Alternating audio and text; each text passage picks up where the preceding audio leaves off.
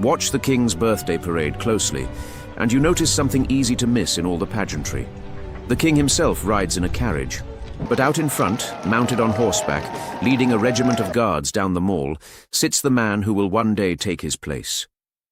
It is a small thing, a question of who is in the saddle and who is in the carriage. And yet, set it beside everything else the heir has done lately, and a pattern begins to form. A lease made public, a standard quietly set, words about change spoken out loud, a different kind of royal, taking shape in plain view.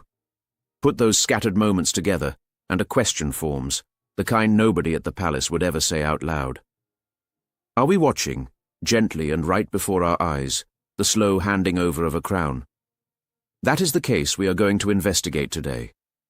And I am going to test it honestly, including the strong arguments against it. Welcome back to Richard Valentine. I am Richard, and I am very glad to have your company today. Pour yourself something warm, settle in, and let us work through this one like detectives, because that is exactly what it calls for. We have a handful of separate signals, scattered across recent weeks, and a single big question hanging over them. Today we gather the clues, lay them out, and see what they honestly add up to. Let me be clear about the boundaries before we start, because they matter for a story like this. King Charles is the reigning monarch, and nothing I say today changes that simple fact. This is not an episode about decline, and I will not treat it as one. The King's health is his own, and where it touches this story I will speak of it only with care, and only as far as the public record allows. What we are really examining is something gentler and more interesting. The way an heir grows into his destiny, and whether that growth has lately begun to accelerate. As always, I will tell you what is confirmed, what is merely reported, and what is my own reading, so you are never in any doubt about which is which. Gather the signals, then, and let us lay them all out on the table before we examine any single one, because the power of this story is in the pattern, not the pieces. There are 4 signals I want you to hold in your mind, and over the next few minutes we will take each one in turn. The first is ceremonial. At this year's Trooping the Colour, the contrast between how the king travelled and how his heir travelled was striking, and we will decode exactly what it did and did not mean. The second is financial. The Prince of Wales recently made a very public choice about his own home, a choice that reads almost like a statement of values. The third is rhetorical. William has begun, in his own words, to talk openly about change. And the fourth is a matter of style, the modern, informal manner that increasingly sets him apart from the monarchy of the past. On their own, any one of these could be dismissed as a coincidence or as nothing much at all. A man rides a horse. A man pays his rent. A man gives an interview. Ordinary stuff. But that is precisely how these investigations work. A single thread tells you little. It is when the threads start running in the same direction that you begin to suspect there is a hand weaving them together. That is the discipline I want to bring to this. Not to seize on one striking image and build a fantasy around it, but to gather everything we can actually see, lay it out plainly, and ask what the most honest explanation is. Sometimes a pattern is real and deliberate. Sometimes it is just the mind's habit of finding shapes in scattered dots. The only way to tell the difference is to be rigorous, to give the exciting theory its fair hearing, and then to test it hard against the dull, ordinary explanations. By the end, I hope you will be able to decide for yourself which it is. That, to me, is far more satisfying than being handed a verdict. Think of it like noticing the small changes in a colleague who is about to be promoted. One day they sit in on a meeting they never used to attend. The next, they are quietly asked their view on a decision above their pay grade. No announcement is made, but anyone paying attention can feel the shift in the room.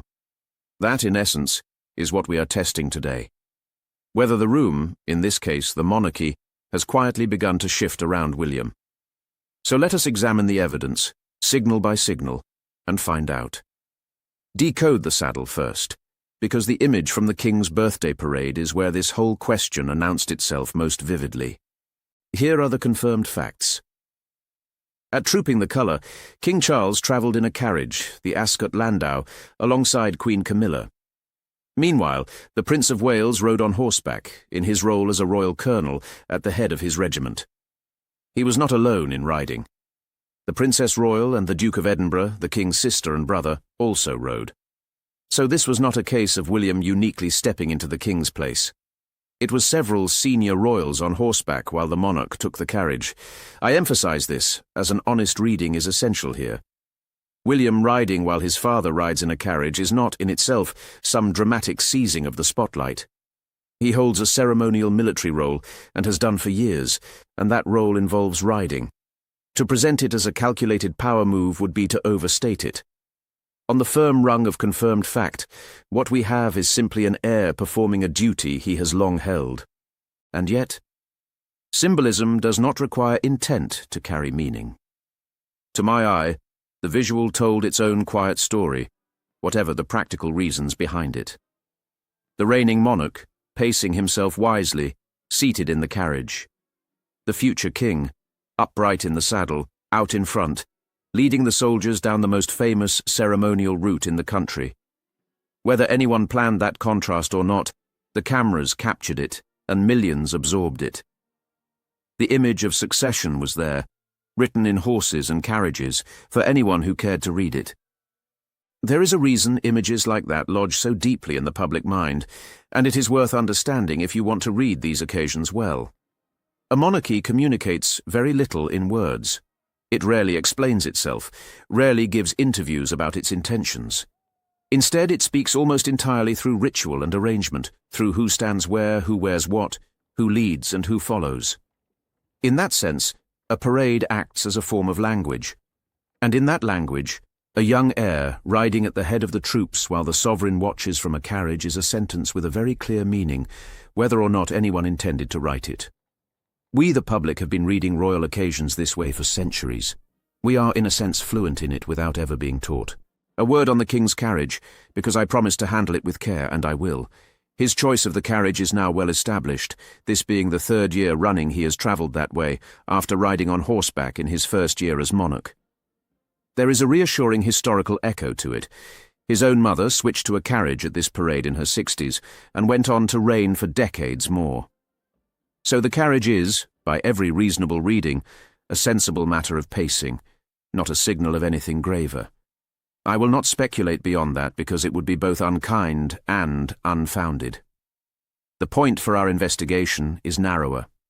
Not that the king is stepping back, but that the heir is increasingly stepping forward. Audit the lease next, because the second signal is, to my mind, the most telling of all, precisely because it is so deliberate. The confirmed facts here are unusually concrete.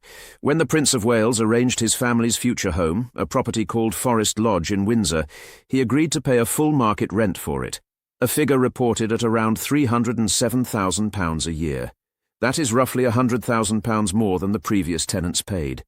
His tenancy is also understood to include firm language forbidding any subletting, and, crucially, these terms were made public. Now place that against the backdrop of recent weeks. Only days before the King's birthday parade, an official watchdog had published a bruising report into royal finances, exposing arrangements in which other relatives lived in discounted homes, with rent quietly covered by the Crown, and in which the King's own brother had sublet properties for private gain. Into that storm of awkward financial headlines, William's own arrangement landed like a pointed contrast. No discount, no subletting, full freight, openly disclosed. This is where I climb to interpretation and flag it clearly. By my reading, that lease is not an accident, and it is not merely good housekeeping. It is a statement of values, made in the one language that cannot be spun or denied, the language of a signed contract. Words in an interview can be softened later. A clause in your own tenancy is a commitment you have bound yourself to with your own name. William appears to be doing something quite deliberate here. He is defining, in advance and by example, the standard he intends to set when the institution is his to lead. It is the behavior of a man already thinking like the king he will become. Consider how unusual that instinct actually is, because it sharpens the point. The easiest course for someone in William's position would be to accept whatever favourable arrangement was offered and say nothing. Nobody would have forced him to publicise the terms of his own tenancy. Privacy would have been the path of least resistance, and the more traditional choice by far. That he did the opposite, that he chose disclosure when secrecy was available, tells you something about how he intends to operate. He appears to have grasped a lesson that the recent financial report drove home painfully for others. In the modern age, an arrangement that cannot survive daylight is a liability waiting to happen.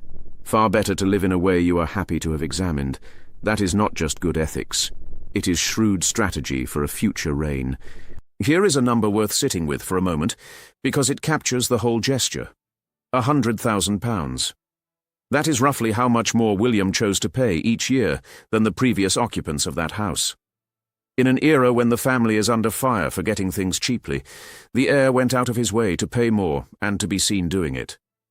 You do not spend an extra £100,000 a year by accident. You do it to make a point. And the point, as I read it, is about the kind of monarchy he means to run. Pass the words now, because the third signal moves us from gestures to something more explicit. William has actually begun to say it out loud. In an interview not long ago, the Prince of Wales spoke about the future with unusual directness for a man in his position. Change, he said, is on his agenda. 4 plain words, but heavy with meaning when spoken by a king-in-waiting. He has been widely reported as favouring a leaner, more cost-conscious monarchy, as being mindful of what the whole institution costs the public, and as wanting to be hands-on in reviewing how royal homes and resources are used. Reporting has even described the reign he is likely to bring as a radical departure from the one we have now. Then there is the matter of style, which is its own kind of statement. Seasoned royal watchers have noted how informal William can be, as comfortable in jeans and trainers as in ceremonial dress. Happy to pose for a selfie, to put a nervous member of the public at ease. He and the Princess of Wales even drove themselves to a recent family wedding, rather than travelling in the formal manner of generations past. None of that is accidental either. It is the texture of a monarchy that intends to feel closer to ordinary life, less remote, less gilded, more recognisably human. Put the words and the style together, and a philosophy emerges. Where the monarchy of the past leaned on mystery and distance, William seems to be betting on transparency and approachability. Where it once guarded its privacy at all costs, he appears willing to open the curtain a little, on the calculation that a modern public trusts what it can see. That is, by my reading, a genuine shift in thinking, not just a change of personality. It is a different theory of how a crown survives in the modern age. It is worth appreciating how much thought lies behind that theory, because it did not come from nowhere. William has spent his entire life inside the institution, watching, up close, what helps it and what harms it. He saw the damage that excessive secrecy and remoteness could do in earlier decades. He has watched, more recently, how scandal festers when it is hidden, and how it loses some of its power when it is met openly. From all of that, he appears to have drawn a settled conclusion. The monarchy of the next century cannot rely on the deference that sustained the monarchy of the last one. It will have to earn its place again and again by being useful, visible, and trusted. The informal style, the transparency, the talk of change, all of it flows from that single underlying bet. It is less a set of personality quirks than a strategy for survival. Let me ask you something directly, because your instinct here is as good as mine. When a future monarch starts telling you in plain language that change is coming and then starts demonstrating that change in his own choices, how much should we read into it? Is it the natural confidence of a man preparing for his role? Or is it something more, a leader beginning to shape the institution before he formally inherits it? Hold your answer, because we are about to put the whole case together. Connect the dots then, and let us state the thesis at its strongest before we test whether it can actually bear the weight. Lay the 4 signals end to end, an heir riding out in front while the monarch paces himself, a lease that sets a deliberate financial standard for the reign to come. Open talk of change on his agenda, and a modern, approachable style that quietly rejects the remoteness of the past. Taken together, the argument almost makes itself. This, the thesis would say, is not a man passively waiting for a crown to fall to him one distant day. This is a man actively preparing the ground, shaping expectations, and beginning in 100 small ways to lead before he formally reigns. A soft transfer of power, the argument runs, happening gradually and in plain sight. And there is real force to that reading. Each signal points the same direction toward an heir growing visibly into authority. The financial gesture in particular is hard to explain except as a man defining his future reign in advance. When the threads all run one way, the instinct to see a deliberate hand behind them is reasonable, not fanciful. So I want to give the thesis its due. There is a genuine case that we are watching the center of gravity in the monarchy slowly, quietly, beginning to move. And notice how little of that case depends on rumor or invention. I have not had to reach for a single anonymous source venturing theories about palace intrigue, nor have I had to fabricate a single private conversation. Every signal in the chain is a matter of public record. A documented parade, a disclosed lease, an on-the-record interview, a widely observed manner. That is what makes the thesis worth taking seriously, rather than dismissing as gossip. It is built entirely from things we can all see. The only question, and it is a real one, is what those visible things actually add up to. And that is precisely the kind of question where honesty requires us to slow down rather than rush to the most exciting answer. I should mention that several of you, in the comments on earlier episodes, sensed exactly this before I did. You noticed William turning up more, speaking more plainly, carrying more weight, and you asked whether something was shifting. This episode is, in part, my attempt to take that instinct seriously and test it properly, so let us do that now. Because a good investigation does not just build its case, it tries to knock it down. Probe the thesis, finally, because the honest test of any theory is whether it survives the arguments against it. And there are some strong ones. Start with the most important counterpoint, the one that anchors everything. King Charles is firmly and fully the reigning monarch. There is no regency, no formal handover, no constitutional shift of any kind. He continues to carry out the duties of the crown, to meet his ministers to do the work. Whatever increased visibility the Prince of Wales commands, it diminishes nothing of the king's actual authority. So the phrase transfer of power, taken literally, simply does not describe the constitutional reality. On that level, the thesis fails, and we should say so plainly. Then consider history, because it offers a sobering check on our excitement. Every heir to the throne in every era becomes more prominent as they mature and as the monarch ages. That is not a sign of anything unusual. It is simply how the institution has always worked, a gradual passing of the torch that unfolds across years and is entirely expected. What looks like a dramatic ascent may be nothing more than the ordinary, age-appropriate rise of a man in his 40s, stepping more fully into a role he was born to. We should be careful not to mistake the normal for the remarkable. And here is the honest factor that makes all of this feel weightier than it might otherwise. The king has been managing his health, and the public knows it. That awareness colours how we read every signal.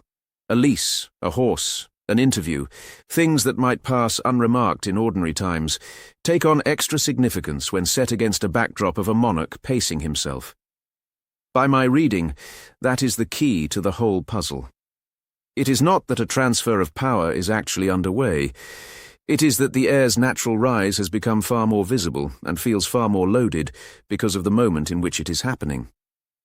So where does that leave our investigation? With a more careful answer than the dramatic thesis, but a truer one. What we are watching is probably not a transfer of power. It is something better described as a transfer of emphasis. An apprenticeship made visible. A future king stepping forward, deliberately and a little faster than before, to define the values of a reign that has not yet begun, while the current reign continues in full. The crown is not changing hands, but the man who will one day wear it is unmistakably getting ready, and letting us watch him do it. There is something rather reassuring in that, when you think about it, and I do not want the careful conclusion to sound like a deflation. An heir who prepares thoughtfully, who defines his values before he needs to, who steps forward steadily rather than waiting passively for fate, is exactly what a stable monarchy depends on.